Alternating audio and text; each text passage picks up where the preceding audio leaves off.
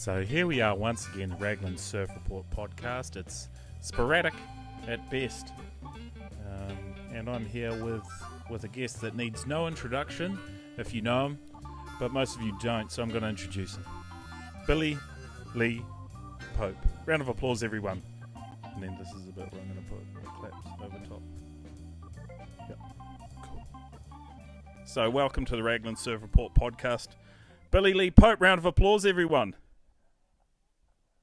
Woo. Yeah, that's dead air. That's dead air, and you'd expect that too, because there's actually, it's not really an interactive format that we're on here. But Billy Lee Pope, where are you? No. Where are you, mate? We're in a chaotic world, and it seems to be somewhat disjointed at the moment. But you, where are you?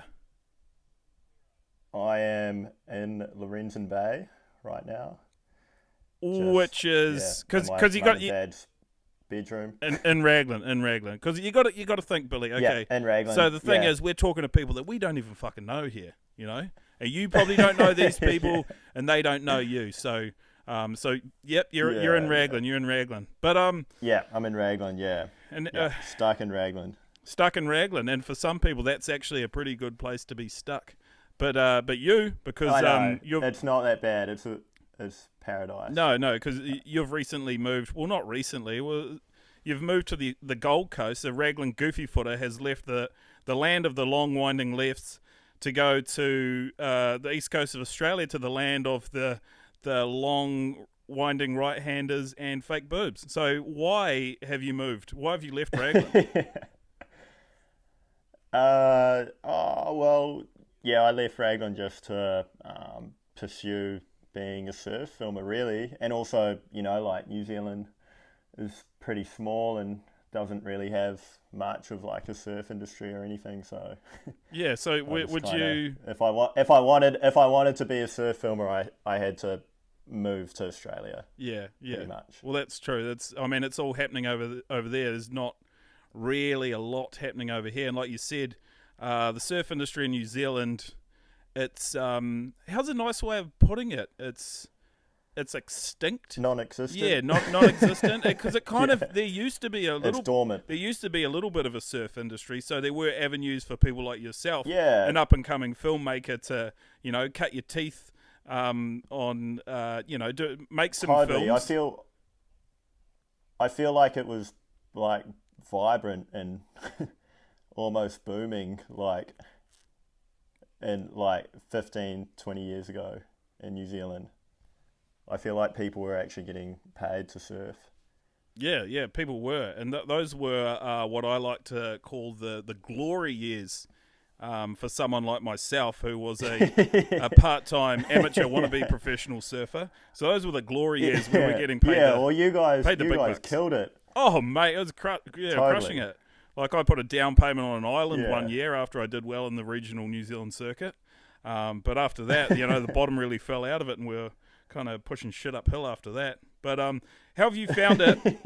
How have you found it as a an upstart? Well, you're kind of hitting your stride in terms of surf filming, or what do you call it? Surf filming, surf videography? Because one of them is not a word, and I know the other one is.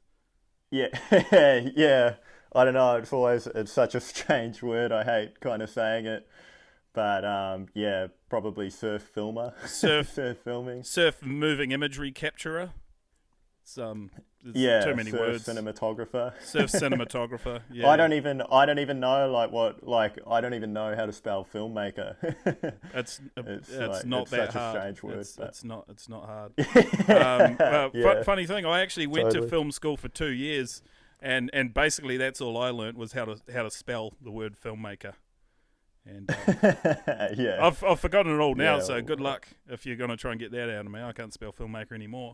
So for Google. So how's that been? Last 3 years? You been over there? 3 years? Yeah, no, it's been good. Like, I guess when I moved to the Gold Coast, I knew literally no one, and it was when you move somewhere new, it's like so strange. You don't even have a car or anything, so you just you start from scratch, and then it's been cool just fuck, like meeting everyone and, you know, just kind of slowly climbing the ladder. But yeah, it's still got a long way to go, I guess. Oh, well, it's a work in progress, and so far you're doing pretty well. And so, like, how did you kind of, like, finagle your way in there? Like, who did you meet? Who was the first person that you met and you're like, shit, we can kind of, you know, this can be a bit of a symbiotic relationship here. You know, he can get something out of me, I can get something out of them, and, you know, maybe make a little film together or something like that. Who was the first person that you came across who kind of helped you out a little bit in that regard? Yeah. So I was like linked up with the Bowden brothers, Mackenzie and Tane, and then so I was filming with them a lot, just around, and then I guess like the key turning point was when I bumped into Stace Galbraith. He sent me a message on Instagram and, you know, told me to come down and meet him, and I don't even know like who he really was or anything, and he kind of said, you know, like, oh, you're really good and what you do, and that for like he's like a CT surf coach, and at the time for someone like him to tell me that I was really good, you know, just like gave me a lot of confidence, because I didn't have like a whole lot of confidence, and you know, like it's weird doing, you know, like doing something creative. It's like such a uphill battle for so long, and then yeah, from there he like kind of put me in contact with like Stab and a few up and comers on the Gold Coast, and yeah, just kind of started snowballing. But yeah, that was the key moment, was bumping into Stace. Yeah, and it's one of those things when you're a filmographer, moving imagery person. People want to take they want to take they kind of want to take advantage of you, and they want to take advantage of what you have to offer. So totally, you can see how it works both ways, because I guess for you, you're like, well, if I get some footage of this guy who fucking rips, then it's good for him and it's good for me because I can get some exposure and progress through my career. So yeah, totally. It's kind of like, it's definitely like balancing that and seeing, you know, like realizing when there's good opportunities for marketing for yourself and your own image and being associated with, you know, like surfers, but then there's, you know, it's also a juggling act of having enough confidence to be like, no, this is how much I should charge, and this is how much I'm worth. So yeah, because like a lot of people will try. It's always a fine line. Yeah, and I guess you've probably been through this quite a lot, where people are trying to pay you. They use exposure as a form of currency, and I don't know if you've ever been to a restaurant or tried to pay online for a pair of shoes or anything in exposure, because you know 10 times out of 10 it doesn't work. So I mean, when did it get to the point where you had to start turning down this extremely valuable exposure and actually start demanding a little bit of like real life money? I guess it's like there is like a massive grey area, because I guess like a lot of filmers and creatives kind of just start doing and then, you know, aren't really good for a while. Like I wasn't that good for a while, so but then you kind of just I guess it just comes with confidence in yourself, just knowing that you are good enough, and then also just getting busy too, getting like a few paying gigs behind you, and then, you know, realizing that the ones that you're doing for free, or the guys you're filming for free, are just, you know, like kind of aren't worth your time anymore, unless they are keen to jump on board and so I guess start knowing paying all the sponsors when you realize that you have value in what you're doing, then I guess you have confidence to actually put a price tag on what you're doing. Totally. It's And so, like, I mean, at the moment, are you at the point where you can go and buy like just lavish things like a waterbed? Like, have you been like, okay, I've fucking made it, boom, next purchase, waterbed? or a chain or something like that? Like, what do you do? Like on a day to day, are you like frivolous with your money that you're making, or are you putting it towards like a bigger future? Are you investing in equipment, or is it a waterbed? Yeah. Like, where are you at? I just want to know how much money you're making, man. That's all I'm asking. What are you making? Yeah. So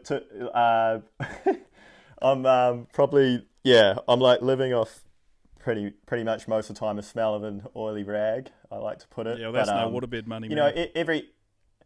That's no waterbed, yeah. But every now and then, like like when a big job comes through, like do have like a little bit more budget to invest some money back into camera gear. But yeah, mainly at the moment it's just focusing on paying rent and building my profile and stuff like that. Yeah, so surviving and getting to a point where you want to be, where you can afford lavish things like a white tiger or a waterbed. Yeah. Yeah, so pretty much just surviving. But it's all good. Like, fuck, I don't have to work in a restaurant, or it's kind of a trade-off. Yeah, you don't have a side gig hustle at the moment, and right? I get I get to do work that I enjoy most of the time. So, but it is a holistic outlook. Sure. Holistic outlook. Yeah. And what's the latest project? I saw you you dropped one. Was it last week? I saw you when you were filming with Oscar. How do you say his last name? Langburn. Langburn. Yeah. Langburn. Yeah. Sorry. Langburn. Yeah. Yeah. And I mean, I haven't watched it yet because I'm fucking useless. I've been too busy doing just heaps of podcasting and mainly playing PlayStation. But how did it turn out? How was that whole process? Yeah, so that was sick. I met Oscar like a few years ago when he came to Raglan with Tom Carroll and stuff, like maybe 3 or 4 years ago, and then have just kind of stayed in touch with him, and then he's gone off and done his thing, and he's actually like built a pretty nice profile for himself, and then he just hit me up, and then the like plan for that clip was we're meant to do like long lefts and then long rights, but then obviously like the whole coronavirus thing happened, so that we just damn dirty virus, clip, and then fucking up everyone's plans. yeah. So yeah, it kind of fucked up that, but it's all good. We'll do like a part 2 and. Oh, okay. Well, I guess you can work it out if you split it down the middle. So you didn't get to do any rights. No. Fuck it. Who cares? Rights are overrated anyway. They suck. No one see right-handers. I prefer lefts. Yeah, well, I prefer lefts too because I'm a goofy footer. I'm definitely biased. But yeah, same. Yeah, no, that's awesome. That and I mean, have you got anything else? I know you were working on something with the Māori Prince Kehu Butler. Is that still going ahead, or Junior? Yeah, or are you? Yep. That's still going ahead. So that was actually meant to be kind of like a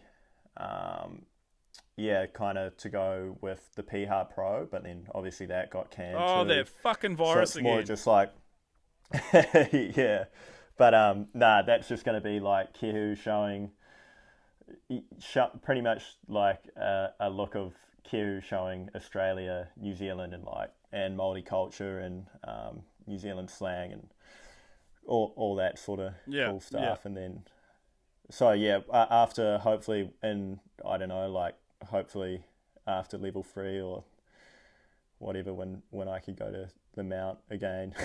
Mate, you won't be able to for quite some time. I'm not. You got to stay local. Apparently, you got to stay local. So I guess this whole COVID-19 thing is really throwing a spanner in the works for everyone. I know. Well, maybe me and you can film then. Man, look, I think that's a good idea. At the moment, I'm fundless, so I'm probably going to be one of those people who will offer you some form of exposure in return for some of your magical video skills. But either way, I think we can probably collaborate on something. Something maybe we'll Raglan start surf up a crowdfunder. Yeah, crowdfunding. I've done that before, and once again, thank you for that crowdfunder we made for Billy Stearman a couple of years ago. Yeah. I don't know if that was fun. it actually fucking worked for him too. Yeah. That was my first acting gig, first taste of acting. Yeah, but you nailed it. You absolutely nailed it. It was unfortunate that we couldn't get you a part in the Once Upon a Time in New Zealand beach script movie we did last year. Oh no, I made an appearance in that too at the end. Were you in the credits? Yeah, I was in the credits. Did you not watch? Oh, I didn't even see that, man. Like, I only just watched my parts. I watched my parts, and then I was out. Well, hopefully someone saw that. I'm sure someone saw it. I'm sure someone. I mean, obviously, I didn't see it because I thought you weren't in it. But I mean, yeah. How did that go? Like working with like absolute fucking legends like me. Like, was that an enjoyable experience working with like someone with such a high person? Like I'm not high. No, but you know what I mean. Like a fucking legend like myself. Like working with me. Was that good? It's always. I need to know this stuff. It's always fun working with you, Luke. It's always fun. Oh, it's that's always good. a good time. But yeah, it's always sick to come home too. Especially to film in New Zealand's epic. To get on a job or a trip back home's unreal. But not totally always, ideal when it's always fun. when we're all locked down for a month. But there are worse places. Yeah, not ideal. So who's been cooking? Mum been hooking up the feeds or what? Yeah, Dad's been on the feed. So sweet. Yeah, it's been unreal. Yeah, I've been saving the only expense I've got at the moment is rent and all, so it's all good. And so maybe a little bit of extra money for that waterbed down payment, maybe. A little bit of extra fucking scroll on top there. Still no waterbed. No, don't get them, man. They're fucking terrible. My parents had one back in the 80s, and the thing was fucking horrible. And all the kids, we used to jump on it and they'd bloody pop, and it was fucking $5,000 worth. My parents had to get a fucking mortgage out, an extra, remortgage the house to pay for their $5,000 waterbed. And the thing is, that you don't realise about waterbeds is you think, oh, well, that sounds amazing, sleeping on water. And as a surfer, you would think that would be amazing, sleeping on water. But the thing that you don't think about with a waterbed is back problems. Because you want something hard, you want something rigid to lie on. And a waterbed is not I feel like that would be fucked. They are fucked. Have you ever seen one? I feel like it would be the most fucked thing. Nah, but I feel like you'd roll over too and it would just wig you out in the middle of the night. Oh yeah, they're disgusting. I'd imagine there'd be a lot of a lot of seasickness and shit like that on a waterbed, especially if you didn't fill it up enough and it was going to lose. Definitely lately been a second-hand bed kind of guy. Gumtree will trade me. Ooh, I don't know about that. Well, the good thing about a waterbed is that you, like any kind of bodily fluid that does get on them, you can just wipe that off easily. But with a second-hand mattress off Gumtree or Trade Me or something like that, no, man, that shit seeps in. That seeps into the mattress.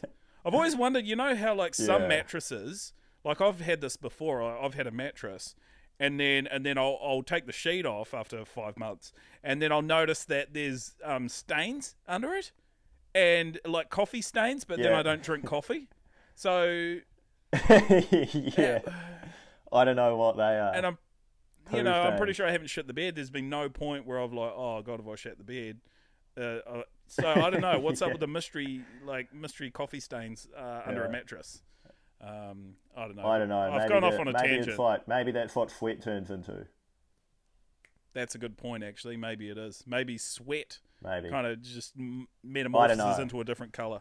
But I feel like I've really gotten off track. There's probably an expert out there. Yeah, because I shouldn't be talking about stains on mattresses and really, disclosing too much about my personal life and my struggles with mattresses. Yeah. So what's next? What's next? I mean, we're in level 4 now. And so far, it looks like you haven't got COVID-19. I haven't got COVID-19. Yeah. Do you know anyone who's got it yet? Anyone who's been directly affected by the virus? No, I haven't actually. Yeah, I don't know. I haven't met. I was talking to a few mates in Oz, and like a few mates got pretty sick around the time, but they never got tested, and they're fine now. So So they didn't maybe get then. tested. So they were off the grid. They were off the grid. Potential COVID-19 victims. Potential. Yeah. Yeah. Well, Well, they probably didn't want Yeah. Bill Gates getting his filthy little mitts on them, because that's a real thing. Have you heard about that? Have you heard about the conspiracy theories going around about Bill Gates? nah. Mate, where What have are- you been? what are those- Have you what watched are the YouTube? Have you watched YouTube in the last month that you've been locked down? Oh, a Any little YouTube? bit, but not that much. I don't get that deep. You haven't been down any wormholes. Okay, so there's a couple Nah. of Bill Gates conspiracy theories. One is that he has caused the COVID-19 through 5G towers. So 5G towers, they're emitting COVID-19. And that's what's making people sick. Yeah. And I mean, there's these amazing graphs that show the spread of COVID-19 and where 5G towers are. And never mind the fact that the most COVID-19 cases are in the most populated cities where the 5G towers are. But it's definitely shady. And what he's doing is he's trying to infect the entire world. And then he's going to create a vaccine, or he's going to create it, or he's just going to turn the 5G towers off. Yeah. And I feel like if like the whole world's getting, like, wouldn't he be infecting himself though? well, why would he infect himself? He doesn't want to be sick. Who wants to be Yeah, sick? well, like if like they installed the 5G towers and it was having this effect on everyone, No, surely he would be getting sick from it. He's too. got like a tinfoil toupee or something like that, so he doesn't get affected. And that's why you see people wearing tinfoil hats and shit now, because they know what's up. But it's the You've got one, haven't you? I fucking do. Actually, where is it? Oh, I had it around here somewhere. No, I legitimately do have a tinfoil hat, but that's only because I was doing a video where I was taking the piss out of those people that believe in these absolutely fucking outlandish conspiracy theories. And I don't know. It's probably a good thing that you haven't been down any of these from the wormholes. Beach Grit film too. Was I? Oh, yes. No, I was. I was wearing a tinfoil hat. Yeah. Well, that's where I got my inspiration for You're to one of make those my crazy latest one. dudes. Yeah. So it's good. It's a good thing that you haven't been down those wormholes, because I've been down them, and I tell you what, it's not good for the sanity. I think mainly for me, because it makes me hate people more when I see this sort of shit. Because a thing like this happening, the whole pandemic, worldwide pandemic, it brings out the best and it brings out the worst in people, and for some reason. I focus on the train wrecks. I focus on the fucking worst people. And I think that's probably because it's so much more entertaining. But at the same time, I feel like a piece of me dies every time I get emotionally invested in fucking hating one of these idiots. I don't know. Do you feel the same? Like, how do you feel? Like, you must have been on social media and just seeing some of the retarded shit that people are coming up with. Yeah, I just fuck. To be honest, I haven't been paying too much. You're not as attention. passionate as me about it, are you? I think like the funniest. I think the biggest thing is like seeing how precious people are about going surfing. Yes, absolutely. Yeah. That's kind of funny. It is comical. It is actually quite funny.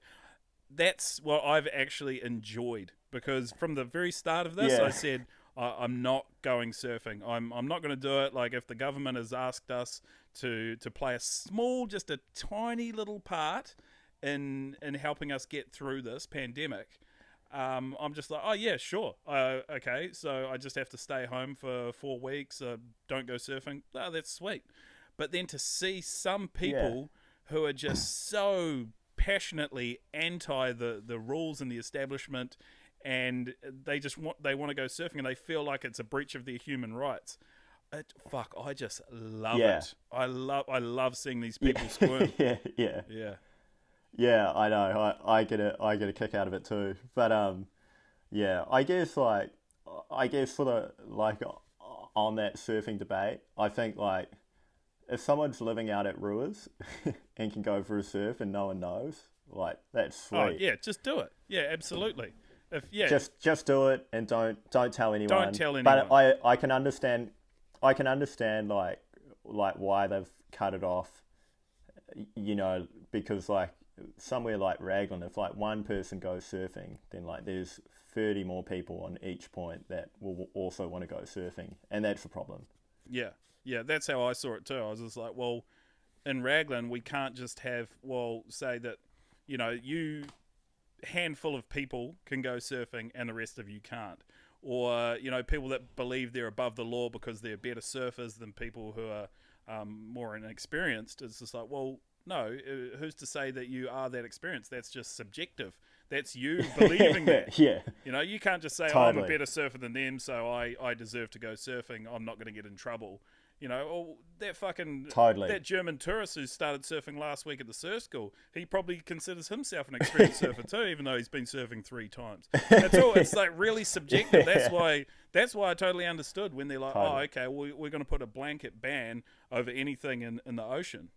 But like you said, if you're at a beach where there's no one around and you know that you're going to be relatively safe, and just shush, quiet, and just fucking give it a go. Yeah, totally. That's totally fine, I reckon. But you nailed it. Those are my exact thoughts. That's good, man. We're on the same page, which makes this podcast a little fucking dull, because it would have been cool if we could have got into some kind of argument about it. But unfortunately, we're both extremely intelligent people with a great moral compass. So yeah. Yeah, that can't spell filmmaker. Well, I reckon I could spell it. Give it a go. Yeah, you could spell it. You give it a go, and I'll tell you. Well, FILM. Well, I guess MAKER. MAK. Yeah. Nah, but the part that yeah, I'm gonna stop talking, otherwise I'll just dig myself a hole. Oh, because you reckon you won't be able to spell it? No, like I know, like, yeah. Next question. Okay, next question. I actually did write some notes down here because I was trying to be more professional with my podcast, because this is okay. Yeah. I mean, it's somewhat new to me. I've been doing it for sporadically on and off for about a year and a half. And I like it. Yeah, I've never really put any effort into it. Well, but then today I was just like, fuck it, I'm going to write some questions. So I had this really interesting one. I wrote this down. What was it like growing up in Raglan and having legends like me and some other people to look up to? Yeah, it was really cool. That'll do. I'll move on. I remember when I was like 15 years old working at the sushi shop, and you walked in with 2 chicks. Bro, that sounds like me. That sounds like something I would do. This guy. Did I tip you? I would have legend. tipped you for sure. If I was walking in with 2 girls. Nah. Oh, okay. Yeah. Nah. Oh, it was probably some other guy. But it can't have been if it was 2 girls.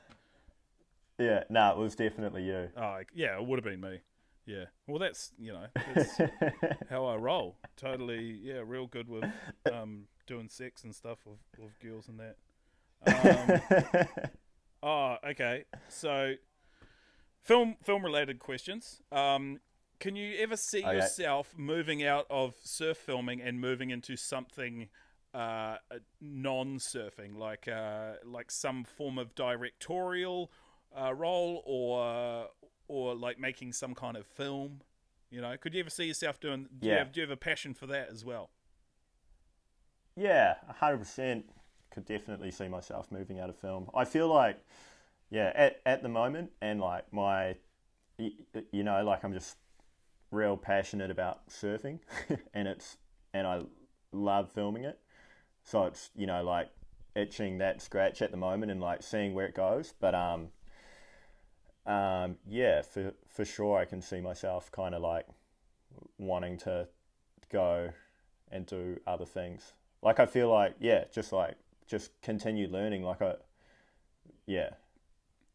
expand. But yeah, I don't know. Expand. But I don't know. Like, fuck, it might just keep itching the scratch for me. So itching the scratch, scratching the itch, rubbing the balls, tickling the turtle. Yeah. Yeah, Yeah. totally. Well, that's Itching the itch. Yeah. And Scratching the itch. scratching the itch and tickling the turtle. There was another surf-related Yeah. question I wanted to ask you. What is the most... Well, Yeah. it doesn't have to be surf-related, but what's the most ridiculous thing you've ever caught on camera?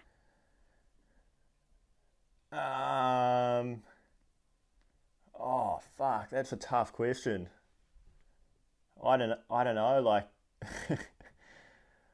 uh, You're struggling with this one. I don't know. You're struggling. Oh, I'm struggling. Okay, well, Yeah, nothing stands out. Oh, so there's nothing that you're like, what the fuck was that? Yeah. Oh, like, do you mean like for? It doesn't matter, man. like Anything. surf? It could be surfing. It could just be something. It could just be a guy running down the road naked or something on fire. You know, it could be anything. Just the most ridiculous thing you've ever caught on film. Yeah. Okay. Yeah. I'll make it easy for myself, like, and just do a surfing one. So I don't know, like maybe that layback maybe that I did Chipper when he last did like year. that. Oh yeah, that Oh. that lay, Oh no, layback, sorry. Yeah, that one, and I got the at Manu Bay. Yeah, Yeah, among all the other ones. But yeah. No, sorry to interrupt. Yeah. No, go on. Continue. Yeah. Nah. There was I don't know, like maybe that Chipper did like some like impossible flip. Fucking some psycho maneuver in Tassie that was pretty mind blowing. It's pretty profit on that. He's like a elastic, he jointed rubber band ninja kind of guy, isn't he? Yeah, he's incredible. He's baffling. He's baffling. I watch him surf and I'm just like, what? I don't know how the fuck he does half the stuff he does. Or no, actually not half, like 90%. Yeah. He's phenomenal. He's in his his whole he's really cool. Really good at surfing. He's not too shabby. And in saying that, I mean, he is, or you would say he's probably one of the is he one of your favourite guys to film? Yeah, he's incredible. He just he's just lands, like, has the potential to do something crazy like every surf, and pushes it, it looks like he's trying to break his ankles. It's fucked up watching him surf. It's Well, Ham Bun was telling me about a surf that he had with him up the coast there, and he just couldn't believe it. He was in awe. And this is Ham Bun we're talking about, and he never shows any form of expression whatsoever. I was just like, holy shit, Ham Bun is actually quite emphatic about someone else's surfing when he just usually talks up his own surfing, much like I do. But he made Ham Bun sit down. Yeah, he made Ham Bun actually said that he stopped catching waves so that Chipper could get them and he could watch Chipper surf. And that's you never hear anyone say that. You never hear anyone giving someone else waves so that they could watch him surf. But he said Chipper was just that mind blowing that he just let him catch whatever wave he wanted. Yeah. Fuck that though. I'd never do that. Yeah, he is. I know you wouldn't. Nah, I'm an arsehole. And going with that question, carry on from that is, who would you like to film the most out of anyone in the world? They don't even have to be a surfer. They could be, your favourite paper macheist or something. I don't know, just your favourite, the person that you would most like to film. Yeah. Fuck, I'd like to film Slater. I reckon that'd be pretty cool. That'd be pretty novelty. Yeah, and pretty special. It would be pretty cool just to, before he, I was going to say stop surfing, but I don't think he ever will. I'd say I think he's probably plateaued now, and he's probably going to sit at this level for another 15 years. Yeah, he would have to physically not be able to surf, I feel like, to not surf. He'd have to have he'd probably figure it out. Snap both legs in half or something like that, and he'd probably still rip. He'd get some Oscar Pistorius fucking spring legs, and he'd probably surf better. Yeah. Yeah, totally. Yeah, he's like some... Yeah, I'd love to surf. So I'd love to film someone like that. One of the legends. One of the legends of the sport. Because you've ticked me off the bucket list last year or the last few years, and maybe next weekend even we'll get back to that. But Friday's looking good. Friday is looking very good. I'm quite excited about that. Also, I am quite nervous. Find out on Monday if Friday's a go. Yes, we will find out tomorrow, which is Monday, if Friday is a go. And if it is, I'm going to do what I should have been doing the last 4 weeks, which is some form of training and try and get into shape so that I'm physically ready to surf on Friday. Because fuck, at the moment, I definitely am not ready at all. It's all good, bro. We're all fucked. Hey, we're all in the same boat. Everyone's going to be fucked for fitness. The same boat. Oh, totally. God. Even playing field. All right. So, yeah. So what's next for you then? You're here until, I guess, you don't really know. No one knows what's going on. That's a fucking terrible question. Yeah. Because the goddamn apocalypse kind of fucked it all up for everyone. Yeah. I guess it's pretty hard for anyone to make any plans at the moment. Sorry, dumb question. Dumb question, I know. Yeah, but I don't know, like, I guess, like, sort of my plan is I've, like, maybe just got a little gig for the next couple months after the one with Kehu, and then hopefully, like, by then, border restrictions would have loosened up, and then I can go back to Australia. Yeah, so go back to your new... Maybe, like... Go back to your new homeland, your new mother country. Yep. Go on, get out of here. My new... You can have it. Yeah. You can have the 30-degree weather year-round and gorgeous women frolicking around on the beach in bikinis and long right-handers. Yeah. Yeah. The Australians aren't that bad. I know they're not that bad. Aren't as bad as we think. No, I know they're not that bad. And we love to hate them though. I feel it's like not, we don't even hate them. I feel like in the Gold Coast too, you can like, there's so many like patriotic Kiwis with like New Zealand bumper stickers and stuff driving around. Yeah, that's the classic expat so many Kiwi, All Black shirts. Yeah, they get silver fern tattoos, because they got to show how proud they are of their homeland, even though they haven't lived there for half their lives.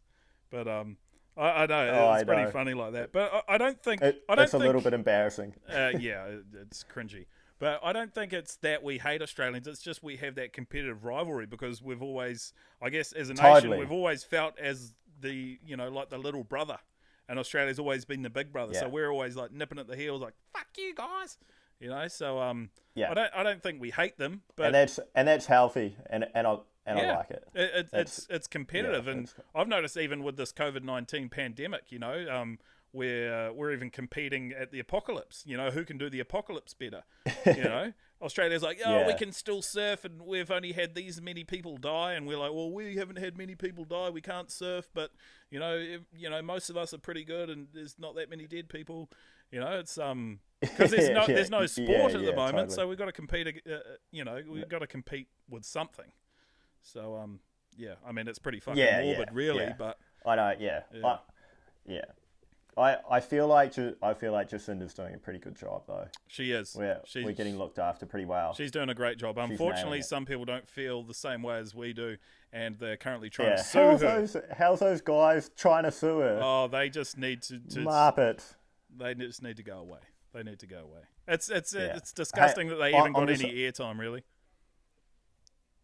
Yeah, I'm just going to quickly turn on a light because it's getting a bit dark. Oh, bro, we'll wrap this up anyway. I've got to go get another beer. Okay. Yeah. Okay, sorry, not to fade you or anything, but just Yeah. No. I got to keep up my routine of drinking X amount of beers a day, so it's I know we've all got a lot on at the moment. Yeah, we do. It's busy times, but no, I'll leave it at that. But thank you, Billy, and so go and check out Billy's latest clip with Oscar Langburn. I said that right, didn't I? Yeah. And where can people go and watch that? YouTube. At YouTube. Just maybe just if you type in Oscar Langburn in YouTube, it should probably there we go. Pop up. It's called Away from the Numbers. Away from the Numbers. The new video clip, produced, filmed, directed, edited by Billy Lee Pope, starring Oscar Langburn. So go and check that out on YouTube. All right, thank you, Billy, and stay safe, man, and definitely come and film me surfing next weekend because I'm going to be fucking ripping or not, depending on if I start training this week. Yeah. Well, I guess we'll find out Monday if we can go Friday. So. Yeah, perfect.